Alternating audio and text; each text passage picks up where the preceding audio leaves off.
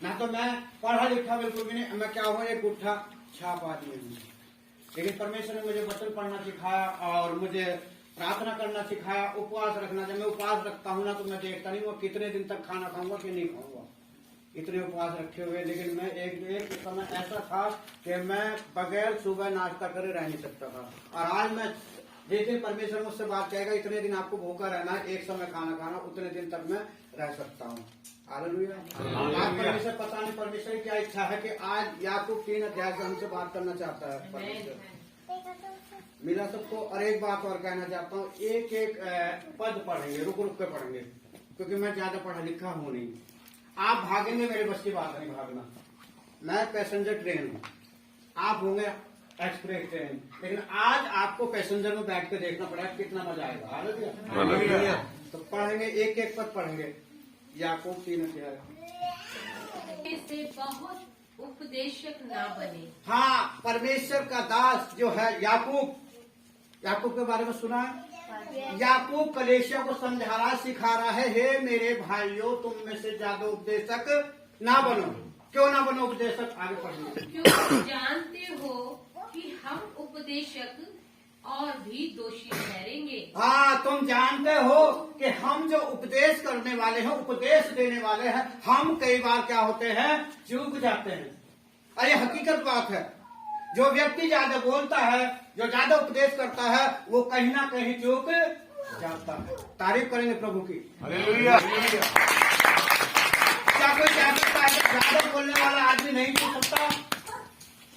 क्या कोई बोल सकता है कि ज्यादा बोलने वाला आदमी नहीं चूक सकता? चूकता है। मैंने कई जगह देखा है, मैंने खुद अपने जीवन में देखा है। जब मैं कभी ज्यादा बोलता था, कहाँ, जब मैं सांसारिक था, जब संसार के बीच में रहता था। बीच में तो अब भी रहता हूँ, लेकिन उनके जैसा मन, उनके जैसा काम, उनके जैसा बोलना हंसना हमारे बस की बात नहीं है। हालेलुया। जब मैं सांसारिक था तब मैं ज्यादा बोलता था, तो कहीं ना कहीं कोई ना कोई गड़बड़ी आ जाती थी। इसलिए परमेश्वर क्या है, सुसमाचार सुनाने वालों को भी और उपदेशों को भी परमेश्वर क्या कर रहा, चेतावनी दे रहा है कि ज्यादा उपदेशक नहीं बनना है। क्योंकि ज्यादा उपदेशक बनेंगे, ज्यादा बोलेंगे, तो कहीं ना कोई गलती होगी। आगे, इसलिए कि हम सब बहुत बार चूक जाते हैं। इसलिए कि हम बहुत बार चूक जाते हैं, हमें पता भी नहीं लगता और हम गलती कर जाते हैं। इसलिए अगर किसी से बोलना, किसी से कोई बात कहनी है, कुछ बोलना है, कुछ सुनना है, तो पहले हमें क्या करना है, सोचना और समझना है, बहुत जरूरी है। क्योंकि हमारा जो दास, परमेश्वर का जो दास है, अपनी कलीसिया को याकूब समझा रहा है कि ऐसा करना गलत है।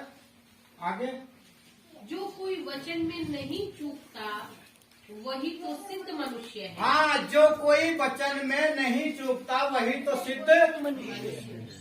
जो व्यक्ति बात कहने में अगर 4-5 शब्द बोले, अगर 4-5 शब्द में अगर वो नहीं चूका, 4-5 शब्द उसने बढ़िया बोल दिए, तो वही तो सिद्ध मनुष्य है। कलीसिया में मैंने कई जगह देखा है और मैंने खुद भी अपने जीवन में देखा है कि कहीं ना कहीं हम बढ़िया प्रचार करते हैं, बढ़िया प्रार्थना करते हैं, बढ़िया तरीके से उपवास रखते हैं, रात दिन खाते नहीं, भूखे रहते हैं, बढ़िया तरीके से हम सबको समझाते हैं, लेकिन हम कहीं ना कहीं चूक जाते हैं। कई जगह देखने को मिलता है। और देखने को क्या मिलता है, बहुत सी जगह ऐसा भी होता है कि बहुत से सारे विश्वासी सब प्रार्थना करने नहीं आते, सब आत्मिकता में बढ़ने नहीं आते, सब जो है क्या नाम है, सब धार्मिकता में बढ़ने नहीं आते। कुछ विश्वासी या कुछ ऐसे प्रभु के दास भी आते हैं, देखने आते हैं और चुपचाप बैठे रहते हैं, हमें परखने आते हैं। ये विश्वासी है भी के नहीं, ये पास्टर है भी के नहीं है। प्रभु के साथ 5,000, 4,000, 7,000 लोग रहते थे, क्या उनमें सभी विश्वासी थे, सभी उपदेशक थे? उसमें कुछ खाने पीने वाले भी थे, कुछ प्रभु को बदनाम करने वाले भी थे, कुछ लांछन लगाने वाले भी थे, कुछ हेरा फेरी करने वाले भी थे, कुछ चोरी करने वाले भी थे कि नहीं थे? उसमें नहीं थे, मरवाने वाले भी थे। मुझे लग रहा है आप मेरे से खुश नहीं हो, तो तारीफ करो फिर प्रभु।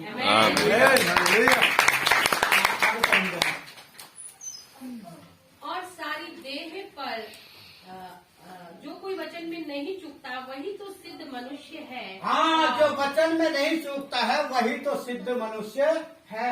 और सारी देह पर भी लगाम लगा सकता है। सारी देह पर लगाम लगा सकता। कौन व्यक्ति जो वचन में नहीं झुकता है? अगर मैं सुबह से शाम तक बोलूं, अगर मैं बोलता हूं सुबह से शाम तक इस बेटी से या इस भाई से, अगर शाम तक मैं इनसे बोलूं और इनका दिल नहीं दुखा, इनको ठेस नहीं पहुंची, ये ठोकर नहीं खा रहे, तो मैं कहीं भी वचन में नहीं झुका। अगर मैं 4-5 बोलता हूँ, 4-5 शब्द बोलता हूँ और एक ही शब्द में इनको ठोकर लगे, ये ठेस पहुंची इनको, तो मेरा प्रचार करना बेकार है, मेरा उपदेश देना बेकार है, मेरी सेवा चलानी बेकार है, मेरा विश्वास करना बेकार है। तारीफ कर सकते हैं प्रभु जी। Praise the Lord. आगे बढ़ेंगे। जब हम अपने वश में करने के लिए घोड़ों के मुंह में लगाम लगाते हैं, तो हम उनकी सारी देह को भी घुमा सकते हैं। देखो, जहाज भी यद्यपि बस बहन यही रखो थोड़ा। जब तो घोड़ा छोटा सा होता है, बड़ा होता है, बड़ा, हम कितने बड़े, हमारे बीच में जो ये है 2 दांतों के बीच में छोटी या बड़ी, इतने बड़े घोड़े को भस्म करने के लिए हम क्या लगाते हैं? लगाम। और लगाम इधर भी खींचेंगे तो इधर आएगा, इधर भी खींचेंगे तो इधर जाता है। बड़े घोड़े को छोटी सी लगाम भस्म करती है। और हमारे शरीर को अगर हम चाहें तो इस जीभ को लगाम लगा सकते हैं, ये पूरा शरीर कब्जे में आ सकता है। अगर ये जीभ हमारे लगाम में है, इस जीभ में हमारा लगाम है, तो ये पूरा शरीर इसके कब्जे में आ सकता है। आई समझ बात? घोड़ा जब लगाम के कब्जे में आ सकता है, तो हम इस जीभ को कब्जे में ला सकते हैं कि नहीं ला सकते हैं?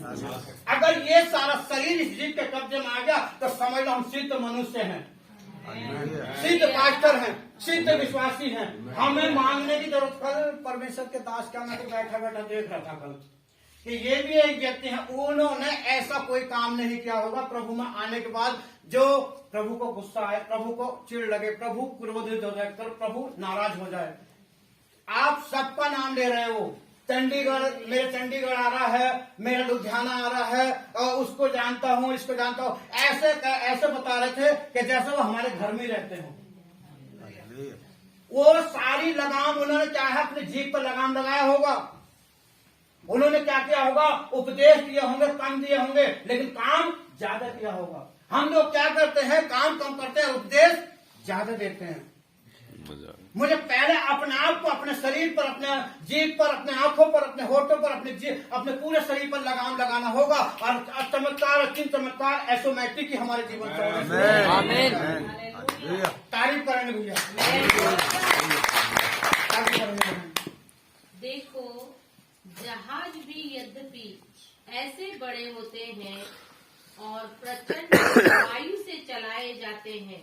हाँ, जहाज, पानी में जहाज देखो बहुत बड़ा होता है, कई मंजिल का भी होता है। हम बैठे नहीं, लेकिन हमने जरूर देखा है जहाज। लेकिन जब वो बड़ा जहाज होता है, छोटा होता है जहाज बड़ा, लेकिन उसमें जब वो चलाते हैं तो पतवार कितनी बड़ी होती है?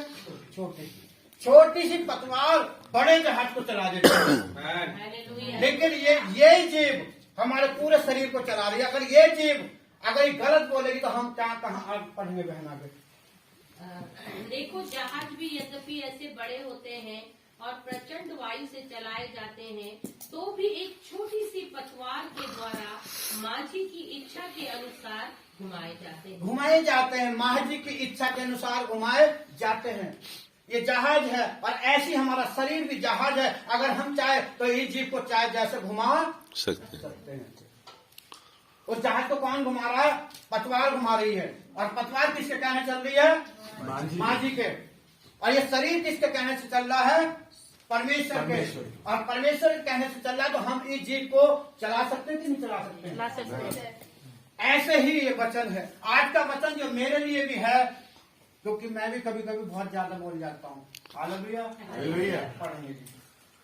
वैसे ही जीभ भी एक छोटा सा अंग है। हाँ। और बड़ी बड़ी डींगे मारती है। बड़ी बड़ी, ये छोटी सी जीभ बड़ी बड़ी डींगे मारती। मैं ये करूंगा, मैं वो करूंगा, मैं वहां जाऊंगा, मैं यह करूंगा, मैं इतना बड़ा हूँ, मैं ये हूँ, मैं वो हूँ, और कुछ भी नहीं है। बहुत सारी चीजों पर डींग मारती है, इधर उधर उछलती फिरती है, गाली देती है, झूठ बोलती है, छल करती है, कपट करती है। जीभ डींग मार रही बड़े, लेकिन होता कुछ भी नहीं है। ज्यादा बोलने वाला आदमी कुछ करके नहीं दिखा सकता है, लेकिन जो कम बोलेगा वो आदमी सब कुछ कर सकता है। कहते हैं कि बड़ा क्या निकला? बड़ा छुपा रुस्तम निकला। छुपा स्तंभ वही होता है जो ज्यादा बोलता नहीं, काम ज्यादा कर जाता है। आगे पढ़ेंगे बहन। देखो थोड़ी सी आग से कितने बड़े वन में आग लग जाती है। देखो छोटी सी चिंगारी से और कितने बड़े वन में आग लग जाती है। आप गर्मियों में देखना, गर्मियों में क्या करो, एक दो पत्थर लो आप और दो पत्थरों को ऐसे घिसो और घास में डाल दो, आग लग जाती है छोटी सी चिंगारी से। ऐसी ये जीव, ऐसी छोटी सी जीव है, इससे इतने बड़े वन में आग लग जाएगी। वन में क्या, घर परिवार में सास बहू में, बेटी बेटे में, माता पिता में आग लग जाती है इस जीव के कारण। लगती है नहीं लगती है? अब हम विश्वासी तो हम ऐसे हैं कि हमारे घरों में फिर भी बहुत कम लगती है, ना के सर बराबर। लेकिन बाहर जाकर के देखो, ना के बराबर नहीं, पूरा पहाड़ी उठा लेते हो। उनका पैसा कहाँ जाता है जीव के कारण? वकीलों के पास, डॉक्टरों के पास, पुलिस वालों के पास। हमारा पैसा जा रहा क्या? नहीं जा रहा। जब से हम परमेश्वर में आए हैं, जब से हमने वचन पढ़ा, अभी तक तो हमारा पैसा डॉक्टर के पास भी नहीं जाता है। पता कितने पैसे जाते हैं डॉक्टर, अगर हम बीमार हो जाते हैं, हमारे बच्चे बीमार हो जाते हैं, आप हंसोगे मेरी बात पर। बिग सेक्शन 500 खाते हैं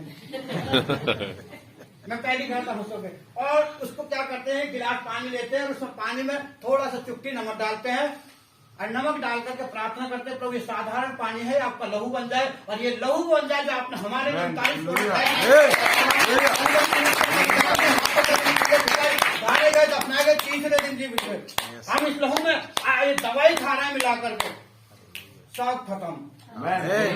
लेकिन जब प्रभु को नहीं जानते थे, हम रोज अस्पताल में रहते थे। हम कहीं भी किराए पर रूम लेते थे, हम पहले क्या देखते थे, भाई कहीं अस्पताल करीब में है कि नहीं, डॉक्टर करीब में है कि नहीं। अब हमें डॉक्टर हो ना हो, हमारा डॉक्टर तो नहीं।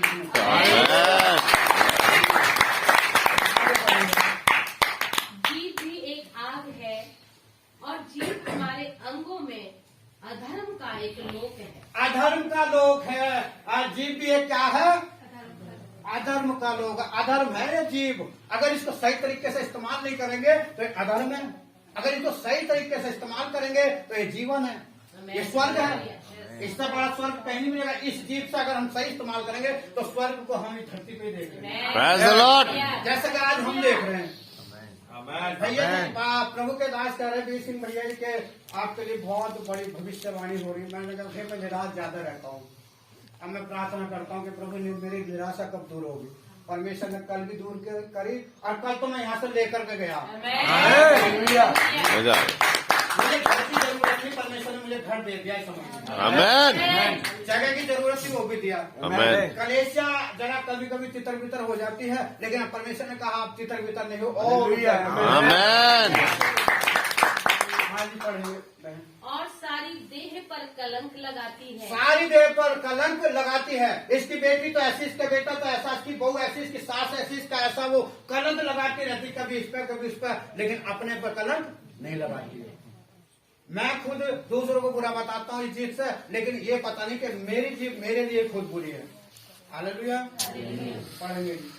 और जीवन गति में आग लगा देती है। जीवन गति में आग लगा देती है। अच्छा खासा जीवन चल रहा है, पति पत्नी बढ़िया रह रहे हैं, बच्चे बढ़िया रह रहे हैं, बहू बढ़िया है, और जैसी कोई बात खराब हुई पूरा परिवार अशांति से भर गया। पूरे परिवार में कलेश, 3-3, 4-4, कहीं तो मैंने ऐसे देखा कि 3-3, 4-4 दिन लड़ाई दंगे में, गुस्से में क्या रख लेते हैं, उपवास रख लेते हैं, जिससे उस उपवास से कोई फायदा नहीं है। उस उपवास से क्या फायदा है कि और दुष्ट आत्माएं घर आ जाती है। देखा आपने कहीं, पहले आप भी वहां से आया जहां से मैं आया हूँ, पहले जब झगड़ा होता था तो क्या 4-4 दिन तक रोटी नहीं खाते थे, चाय नहीं पीते थे, पानी नहीं पीते थे। भाई या तो ये चली जाए या मैं चला जाऊं, या इसे उठा ले या मुझे उठा ले, ऐसा उपवास था पहले। बहुत जबरदस्त उपवास था, लेकिन उससे कोई फायदा था? तो जीवन गति में क्या कर देती है जीव? आग लगती है। आग लगती थी, नहीं लगती थी? मैं यहाँ नौका नहीं आया, वहां से आप सब भी जितने यहाँ बैठे आप भी वहीं से आए। आगे पढ़ेंगे। और नर्क कुंड की आग से जलती रहती है। नर्क कुंड की आग से जलती रहेगी। जितना ऐसे गलत इस्तेमाल करो, गाली में, बुराई में, छल में, कपट में, जो भी काम करेगी गलत, हमें नरक में जाना ही जाना है। नरक कुंड की आग में आग लगा रही है। आपने देख लो, वहां जाकर, बाहर जाकर के देख लो, जो प्रभु को नहीं जानते हैं उनके घरों में जिंदगी भर आग लगी रहती, बुझती नहीं है। वो कहीं जगह जाते हैं, इधर जाते उधर जाते, कहीं भी उनको आराम नहीं मिलता। अंधी है उनकी आंखें। अगर वो एक बार हमसे या किसी से मिले कह दे कि हमारे घर में अजाला आ जाए तो शायद हो सकता आ जाए। हमें भी तो परमेश्वर। मेरे घर में भी आग लगी थी, लेकिन मेरे घर में जब आग लगी तो एक नेपाली भैया हमारे घर में आए और उन्हें मुझे सुसमाचार सुनाया और मेरे हाथ में रखा, मेरे सिर पर बस टीवी था, उनके यहाँ टीवी लगाया, नेपाली भाषा में मुझे दया सागर दिखाई और दया सागर देखते ही मेरा मन परिवर्तन, मेरा ये तो हुआ ही है, मन और जीवन परिवर्तन तो हुआ ही है। मैं 9 साल से 4 पाई पड़ा था, 9 साल की बीमारी एक ही दिन में खत्म। नींद नहीं आती थी। नींद न आने के कारण मैं शराब पीता था और गुटखा खाता था और भांग पीता था और नशे की गोलियां खाता था और इंजेक्शन लगाता था मैं हाथों में, और शराब ऐसी पीता था कि आपने कभी पी नहीं होगी ऐसी। मैं कभी गिलास से शराब नहीं पीता था, कभी पानी डालकर शराब नहीं, ऐसे ही पीता था अपौवे से, बोतल से।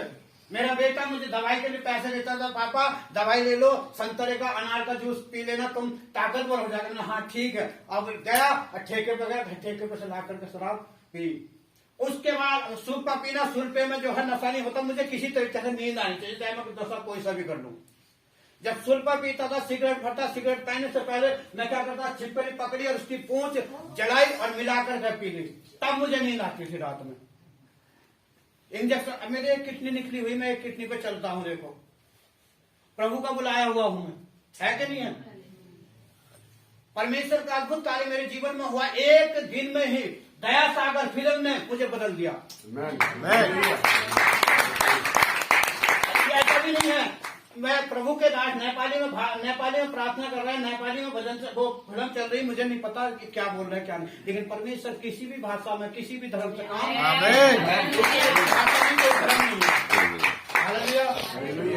अब उसी अगले दिन शराब का नशा, सिगरेट का नशा, गुटखे का नशा, धतूरे का नशा, भांग का नशा और इंजेक्शन का नशा सब चले गए। एक रह गया, एक नशा रहा था, कौन सा? बीड़ी का। बीड़ी का नशा मेरे पीछे 5 साल तक रहा। आज मैं हकीकत का भाई बता रहा हूँ, हकीकत, झूठ मिलावट नहीं है, थोड़ा सा समय लगेगा, क्या पता किसी का जीवन बदल जाए।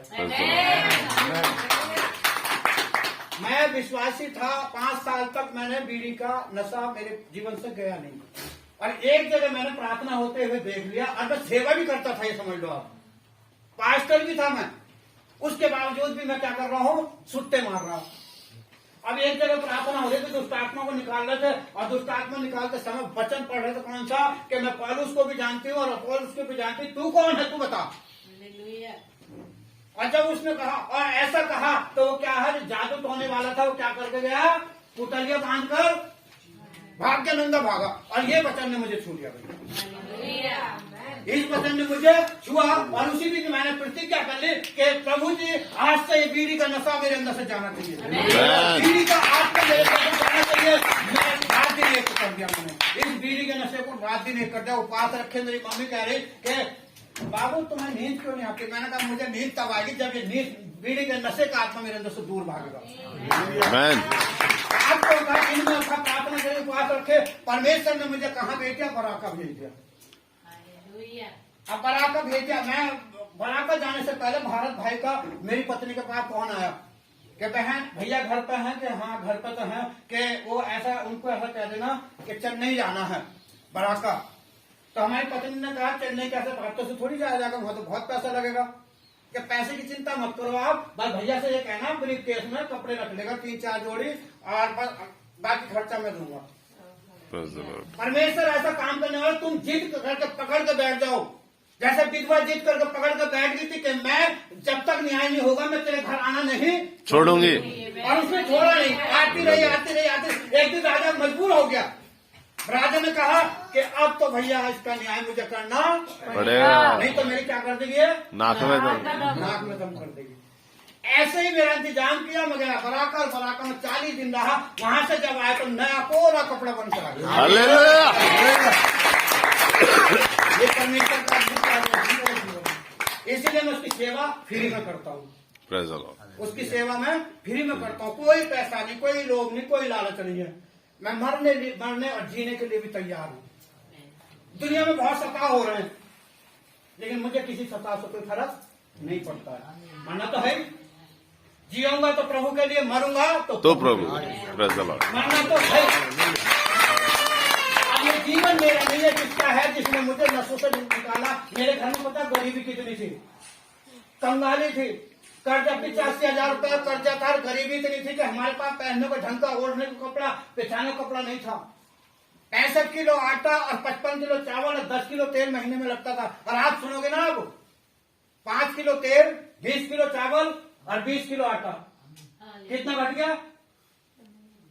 ये गवाही सारी इसमें आ रही, याकूब के उसमें ये सारी गवाही कहाँ आ रही? याकूब 3 अध्याय में आ रही। ये जीव हमें स्वर्ग दिखा सकती है, ये जीव हमें नरक दिखा सकती है। और स्वर्ग तो ऊपर तो बात की बात है, पहला स्वर्ग परमेश्वर यहीं पर दिखाएगा। मैं झुग्गी झोपड़ी में रहने वाला था, मैं झुग्गी झोपड़ी में रहने वाला था। आपने देखा किसी, आप मेरे घर आओ, आने का मौका दे परमेश्वर। प्रार्थना करूंगा आप सबके लिए कि मेरे घर में एक बार जरूर आओ। झुग्गी झोपड़ी से महलों में ले जाकर अभी किराए पर हूँ, लेकिन इसी 2024 में मेरा खुद का अपना घर होगा परमेश्वर। आमेन। किसकी वजह से? इस जीत की वजह से। आमेन। किसी को कड़वा नहीं बोलते हैं, किसी को गाली नहीं देते, किसी का भेदभाव नहीं करते हैं। आज मैं जो यहाँ खड़ा हूँ दोबारा, मुझे लग रहा है कि मैं यहाँ पर खड़ा नहीं होता, कभी का दोबारा मर भी गया था प्रभु में आने के बाद। आज डॉक्टर साहब का धन्यवाद हो, परमेश्वर उनको और इस्तेमाल करे, स्वस्थ चंगा रखे। मैं बैक होने जा रहा था, किसी दास के द्वारा ठोकर खाई, और ऐसी ठोकर खाई कि मैं बैक होने जा रहा। ठेका मुझसे इतनी दूर रह गया था, जैसे यहाँ से टैंक लग रहा है, इतनी दूर ठेका। और अचानक डॉक्टर साहब का फोन आ गया, कभी करा ही नहीं था इन्होंने मेरे पास। उस दिन अचानक फोन आ गया, अनिल भाई मुझे आपसे बात करनी। मैंने बताओ जी कि कोई है तो नहीं आपके पास के? नहीं। मैंने कहा डॉक्टर साहब आप मुझसे बात मत करो। आप क्यों? मैंने कहा आज मैं बहुत चोट खाया हुआ, मैं ठेके पर जा रहा हूँ। डॉक्टर साहब ने कहा इसी वजह से तो मैं तुमसे बात करना चाहता हूँ। आज डॉक्टर साहब ने पता नहीं मन में क्या कहा होगा, मेरा मन बदल गया। मैं आ गया वहाँ पर, सब खराब। उस दिन से मैं डॉक्टर साहब का गुण गाता हूँ इस चीज के बारे में। आज वचन इसी वजह से आया होगा। डॉक्टर साहब के जैसा जीत को बोलने वाला कोई नहीं। आज कभी पकड़ा भी नहीं होगा, ना कभी पकड़ सकते हैं आप। जैसा आप हमारा अगुआ है, अगर ऐसे ही हम सब हो जाए तो ये हर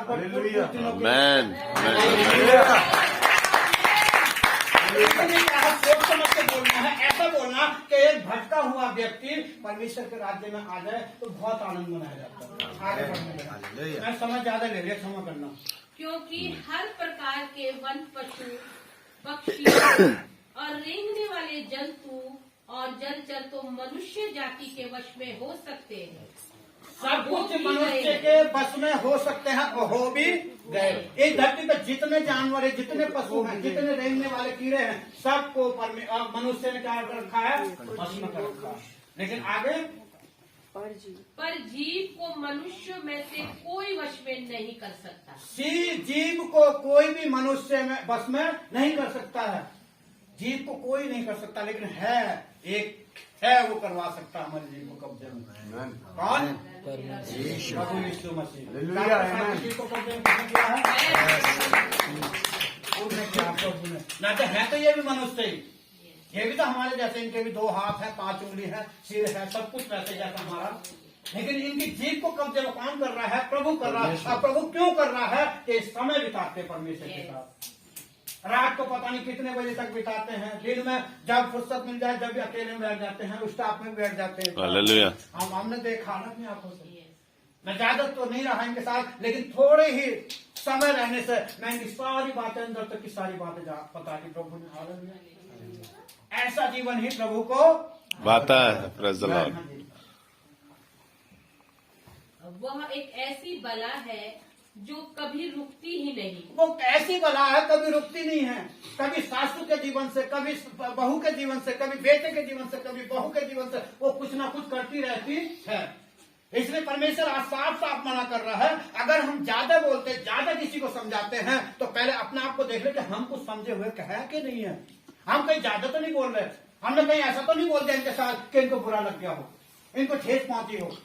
ये ठोकर ना खा जाए कि हमारे शब्द हमें बहुत ऐसे बोलना है, एक एक शब्द को जो है छान छान कर, जैसे चाय को छानते, कभी एक पत्ती चाय की चली ना जाए अंदर, चाय को छान के पीते ना, ऐसे हमें अपने वचन को छान छान के पीना है, क्योंकि हमारे वचनों में क्या है, सामर्थ्य है। एक व्यक्ति बड़ी मुश्किल से कितनी प्रार्थना के बाद प्रभु को ग्रहण करा, और उस दूसरे व्यक्ति ने उस व्यक्ति को अपने शब्दों से ठोकर खिलाई, तो उसके लिए जिसमें मेहनत की तो सारी मिट्टी में मिल गई। इसलिए किसी को भी बोलना है, बड़े सोच समझ के बोलना है, बड़े अच्छी तरीके से, क्योंकि हम कौन है, प्रभु के लोग हैं। हम कौन है, वचन पढ़ने वाले हैं। हम कौन है, उपवास रखने वाले हैं। हम कौन है, प्रचार करने वाले हैं। हम कौन है, आराधना करने वाले हैं। हालेलुया। एक बात और याद रखना, शत्रु ज्यादा से ज्यादा सिख के साथ काम करना, सिख को गिराना चाहता है, बस्ती परों को गिराना चाहता है, बस्ती परों और नौजवान बच्चों को वो गिराना चाहता है शत्रु। कल प्रोफेटी जी ने क्या कहा था, बहुत सारे लोग प्रभु का नाम कम लेते हैं, शत्रु का नाम ज्यादा लेते हैं। चाहे किसी भी हिल्ले से ले रहे हैं, लेकिन शैतान का नाम ज्यादा लेते हैं। किसी भी, एक बुखार आ गया उसकी वजह से, खांसी आ गई उसकी वजह से, लड़ाई होगी उसकी वजह से, भूख ना लगी उसकी वजह से, कहीं इलाज नहीं हुआ उसकी वजह से, उसका नाम ज्यादा लेते हैं। अब वो कहता है कि देख तेरे बेटी बेटा जो भी नाम ले रहे हैं, चाहे कैसे भी ले रहे हैं, लेकिन ले मेरा ही नाम है, तेरा नाम नहीं ले रहे। खुश होता है, तो इसलिए हमें उसका नाम भी कम लेना है, कम लेना ही नहीं है। दुष्ट कहना उसको, दुष्ट है वो। आज मुझे जो पकड़ रखा था, मुझे दुष्ट नहीं तो उल्टे सीधे काम मुझसे करवाता था, गाली मेरे से दिलवाता था, झूठ मेरे से दिलवाता था, बुराई मेरे से करवाता, मुझे बगैर खून देखे, मुझे बगैर कलेज देखे नींद नहीं आती थी। रामपुरी चाकू हमेशा मेरे इसलिए में, और आंटी में यहाँ रहता था वो 315। बिजनौर की हालत आपको पता है कैसी है। हालेलुया। लेकिन परमेश्वर ने सारी चीजें खत्म और सीधा साधा सच्चा मनुष्य बना दिया है, पेट छीट कर। कहीं कोई डाई किसी को सीधा नहीं कर सकती, मोड़ नहीं सकती। एक डाई ऐसी है वो सीधा भी कर सकती है और मोड़ भी सकती। कौन सी डाई है वो? प्रभु यीशु मसीह, वो डाई।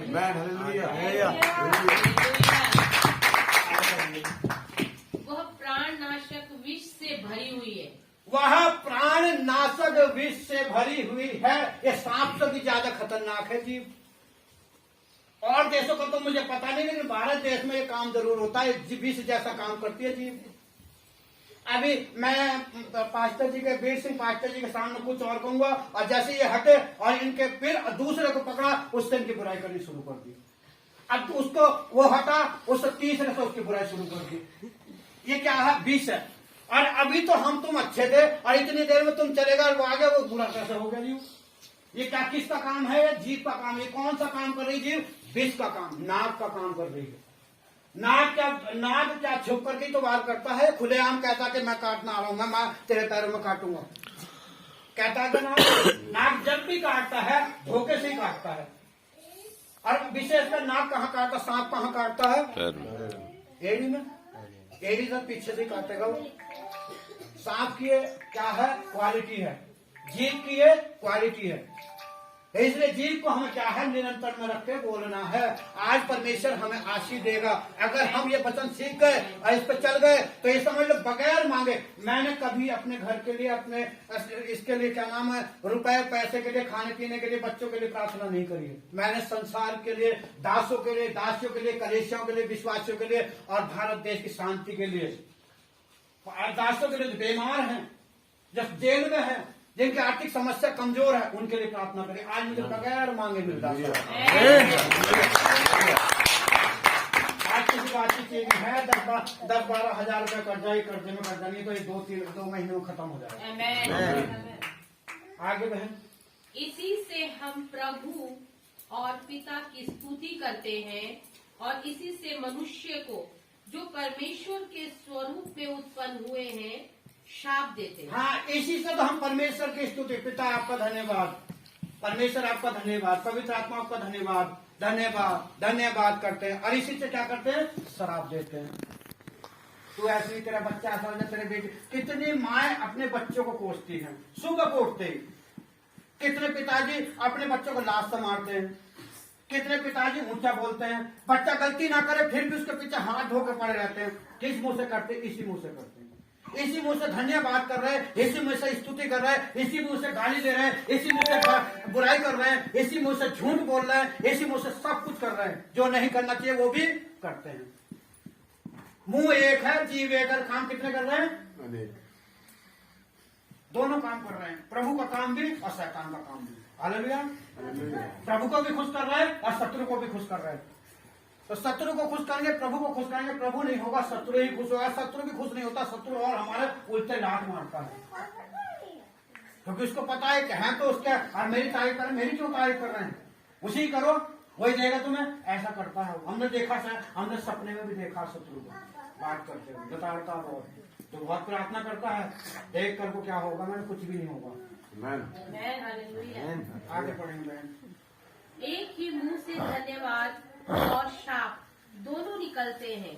हे मेरे भाइयों, ऐसा नहीं होना चाहिए। ऐसा नहीं होना चाहिए। हमारे घर में कोई बच्चा है या बड़ा है, बुजुर्ग है, कोई भी घर में है, हमें ऐसा, विश्वासियों को तो अधिकतर ऐसा नहीं करना चाहिए, बिल्कुल भी नहीं करना चाहिए। अगर धन्यवाद निकल रहा है तो धन्यवाद ही निकलना है। लेकिन परमेश्वर ने अब्राहम को क्या दिया था? आशीर्वाद दिया था।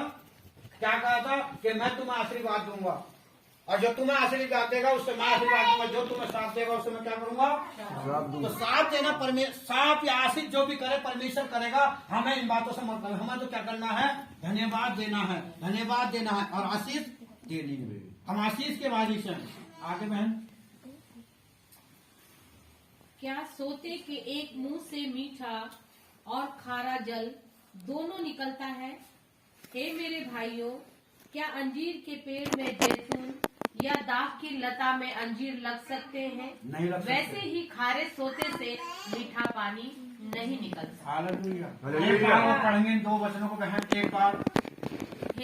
क्या सोते के एक ही मुंह से मीठा, बस क्या सोते के, जो सोता होता है, हमारे यहाँ तो सोता है नहीं, लेकिन मैंने अपनी ससुराल नैनीताल में देखा है, अपने गढ़वाल में देखा है मैंने, पौड़ी में। वहां पर नल पल तो होते नहीं, हैंडपंप नहीं होते, वहां पर सोते से पानी लिया जाता है। तो सोता जब बहता है तो क्या उसमें से खारा या मीठा पानी निकलता है? आपके यहाँ भी होगा सोता, उसमें से एक ही पानी निकलता है ना। और हमारे मुंह से क्या, हमारे नल से क्या, दो पानी निकल रहे हैं। धन्यवाद का पानी भी और बुराई का पानी भी, गाली का पानी भी, झूठ का पानी भी, अनाप शनाप का पानी निकल रहा। क्या खारे पानी से हम ठीक हो सकते हैं? खारा पानी क्या हम पी सकते हैं? तो जैसा हम खारा पानी नहीं पी सकते, ऐसे अनाप शनाप परमेश्वर ग्रहण नहीं कर सकते।